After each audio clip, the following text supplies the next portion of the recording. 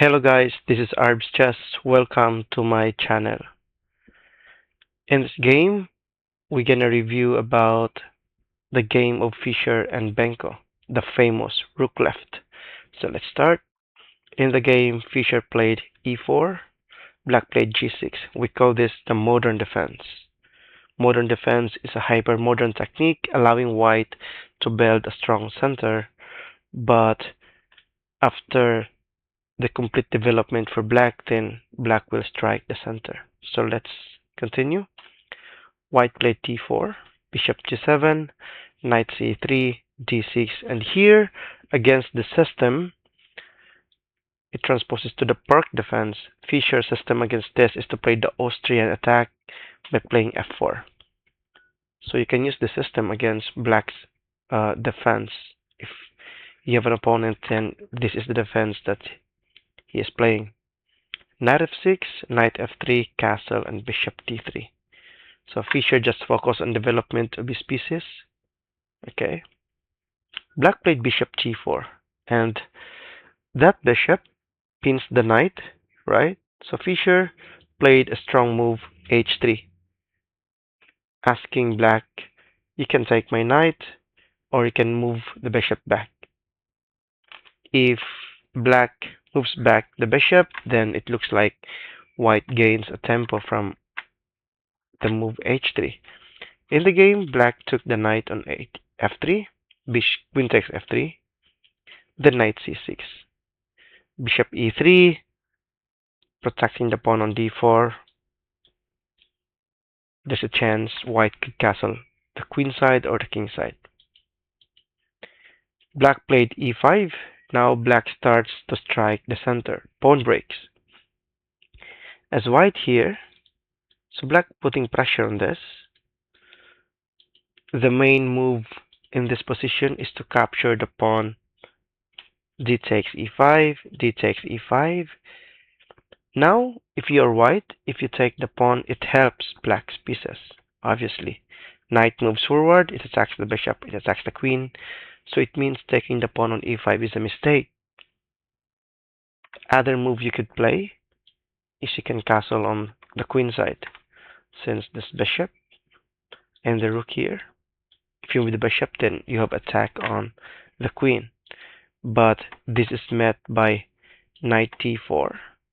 Okay, after queen f2, and this is still a playable move for both sides actually. But the main move after e5, d takes e5, d takes e5 is to play f5, which Bobby Fischer played the game, creating more space on the king side. In the game, uh, Black captured a pawn on f5. So it means now there's a little bit exposed of the king on g file, right? Since he captured that. What if he doesn't take the pawn on f5? He could play knight d4, then queen f2. This is still a playable move, right? But at least White has more space in this position. Uh, Knight h5. Some players play knight h5. Let's see. But here White could just castle. And I prefer White in this position. Let's continue in the actual game. f5 has been played. J takes f5. Queen takes f5. Knight d4.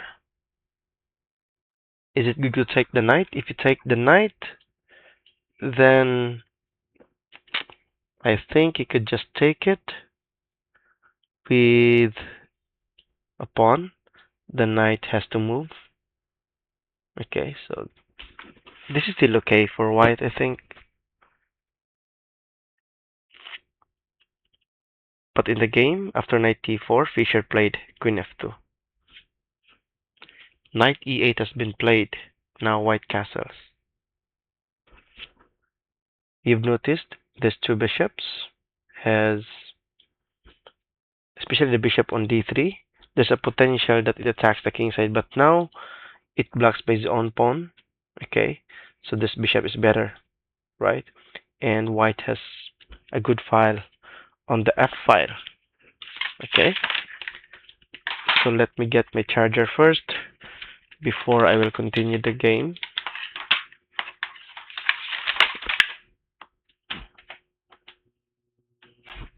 Okay, let's continue.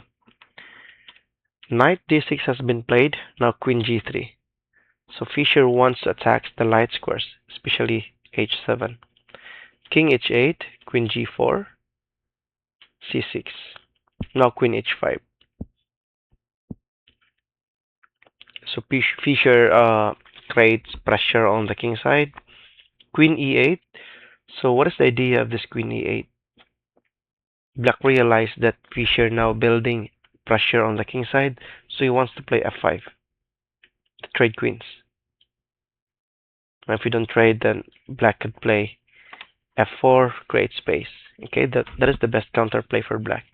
So Fischer find the best move. He captured the knight first, then a takes t4. So why do you think white captured the knight on d4 since this bishop is good, right? The idea of this is if you take the knight, then you have the chance now to push the pawn, creating a discovered attack on h7. So after this move, d takes t4, Fischer played, because if you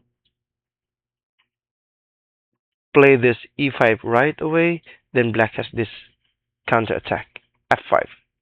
Trade queens, knight is hanging, this is hanging, right? So Fischer played now the famous rook left.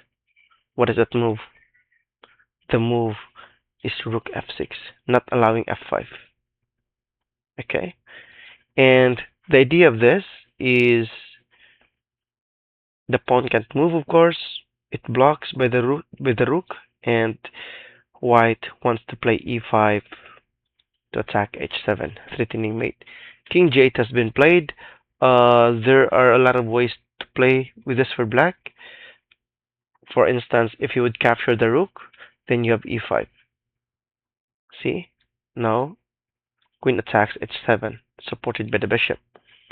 What if you, you would play d takes c3, then still e5 is the best move, h6 is under attack. If you play h6, then rook sacrifice on h6, and after this, basic tactics, rook h8, check, bishop has to take, then queen h7, checkmate.